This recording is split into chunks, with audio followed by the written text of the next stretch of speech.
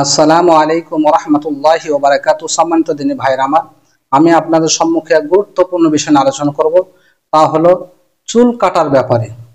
চুল যেভাবে আমরা কামাই সেলুনে গিয়ে, তো অধিকাংশ যুবক ভাইরা, বর্তমান তরুণ যুবক ভাইরা, ছেলেরা যেভাবে চুল কাটছে, এটা শরীয়ত সম্মত নয়, ইসলাম বিরোধী, সুন্নতের বরখিলাপ কাজ করছে।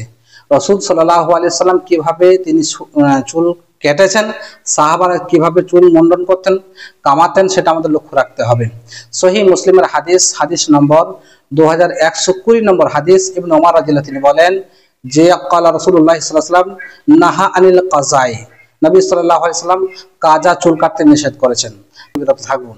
সহিহ বুখারীর মধ্যে রয়েছে যে 5920 এবং 5921 নম্বর হাদিস, আল্লাহ রাসূল সাল্লাল্লাহু আলাইহি ওয়াসাল্লাম বলেন, ইবনে ওমর রাদিয়াল্লাহু তিনি বলেন, রাসূল সাল্লাল্লাহু আলাইহি ওয়াসাল্লাম তিনি বলেছেন, শিশু বাচ্চারা তাদের চুল কাটতে, মানে যেভাবে চুল কাটতে নিষেধ করেছেন, তা হচ্ছে এই যে মাথা কিছু অংশ রাখবে এবং সাইডে চুল যারা ছোট করবে, তা এইভাবে চুল কাটতে নিষেধ করেছেন।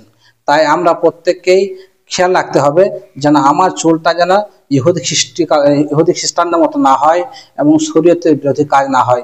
সবসময় আমার চলন বলন, আমার সবকিছুই হবে সুন্নত মোতাবেক, ইসলাম মোতাবেক। তাই সেদিকে আমি লক্ষ্য রাখতে হবে।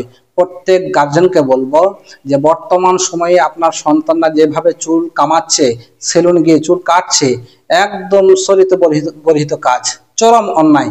এর জন্য কাল কিয়ামত দিবসে আপনাকে জবাব দিতে হবে। এর জন্য আপনাকে জাহান্নাম যেতে হবে।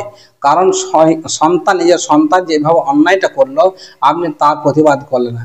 যদি সন্তান দেখেন যে এইভাবে চুল ছেঁচে দিয়েছে, শার্ট করে ফেলেছে, তাহলে অবশ্যই তাকে মারতে হবে, শাসন করতে হবে, নচেত সমানভাবে চুলটা কেটে দিতে হবে, ন্যাড়া করে দিতে হবে। তবে আপনি বাপের দায়িত্ব পালন করলেন, গার্জেন দায়িত্ব পালন করলেন। কারণ আজকাল বর্তমান তরুণ যুবকরা যেভাবে ছেলেরা চুল কাটছে, বলিউড টলিউড কোনো গায়ক, কোনো হিরো তাদের অনুসরণ করছে।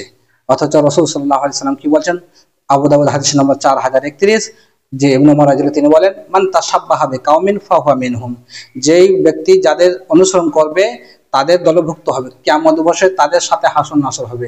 তাই সতর্ক সাবধান থাকুন যেন আমার কিয়ামতের দিনে আমি যেন নবীদের বা মুমিনদের আমি তাদের দলে অন্তর্ভুক্ত হয়, কাফেরদের বিধর্মীদের যেন আমি তাদের দলে অন্তর্ভুক্ত না হয়। তাই প্রত্যেকেই বলবো, গার্জেনদেরকে আপনারা সতর্ক সাবধান থাকুন। সন্তানদেরকে ওইভাবে চুল কাটতে দেবেন না। সেলুনে যেভাবে চুল কাটছে, চারিদিকে ছাঁট মারছে এবং ছোট করে দিচ্ছে, মাঝখানটা রেখে দিচ্ছে। অর্থাৎ রাসূল সাল্লাল্লাহু আলাইহি সাল্লাম কাজা চুল কাটতে নিষেধ করেছেন। কাজা বলা হয় মাঝখানটা রেখে দেয়, দুই দিকে ছেঁচে ফেলে দেয়, ছোট করে দেয়, এটা রাসূল সাল্লাল্লাহু আলাইহি সাল্লাম নিষেধ করেছেন। তাই বর্তমান সময়ে অধিকাংশ 95% যুবক এইভাবে চুল কাটছে, শরীয়তের বিরোধী কাজ করছে। বলছেন, আল্লাহ রাসূল বলছেন যে চুল এমন ভাবে কাটবে যে সমান চুল কাটতে বললেন। আমার কি করি, মাঝখানে চুলটা রেখে দিই, দুই সাইডে আমরা একদম ছোট করে দিই। তো এইভাবে চুল কাটা নিষেধ, এটাকে বলা হয় কাজা।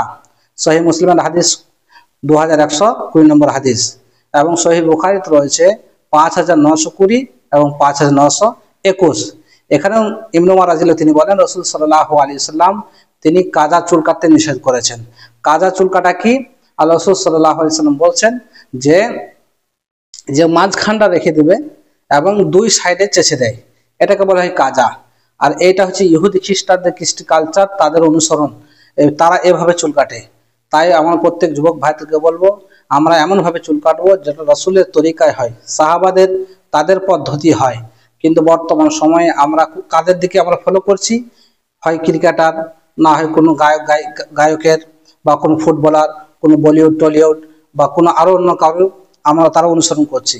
ইসলাম এটা কঠোর নিষেধ। তাই প্রত্যেক বাপ ভাই থেকে বলবো, আপনার সন্তানদেরকে খেয়াল রাখবেন। যেভাবে রাসূল সাল্লাল্লাহু আলাইহি ওয়াসাল্লাম চুল কাটতে বলেছেন, তিনি বলেছে সমানভাবে যদি চুল কাটে সেটা ঠিক আছে, কিন্তু একদিকে ছোট করে দিলাম, শেষে ছাট মেরে দিলাম, আর একদিকে মাঝখানটা রেখে দিলাম, এটা আল্লাহ রাসূল সাল্লাল্লাহু আলাইহি ওয়াসাল্লাম কঠোরভাবে নিষেধ করেছেন। এটা পাবে সহিহ বুখারী, কথা বললাম 5920 নম্বর এবং 21 নম্বর হাদিস। তাই বর্তমান সময়ে অধিকাংশ 95% যুবক এইভাবে চুল কাটছে, শরীয়তের বিরোধী কাজ করছে। তাই প্রত্যেক গার্জেনকে বলবো, আপনার সতর্ক সাবধান থাকুন। আর প্রত্যেক যুবক ভাইদেরকে বলবো যে আপনারা সঠিক পথে ফিরে আসুন, ইসলাম মোতাবেক চলার চেষ্টা করুন। আল্লাহ আমাদের সকলকে ইসলাম মোতাবেক জীবনযাপন করার তৌফিক দান করুন। আমিন। আসসালামু আলাইকুম ওয়া রাহমাতুল্লাহি ওয়া বারাকাতুহু।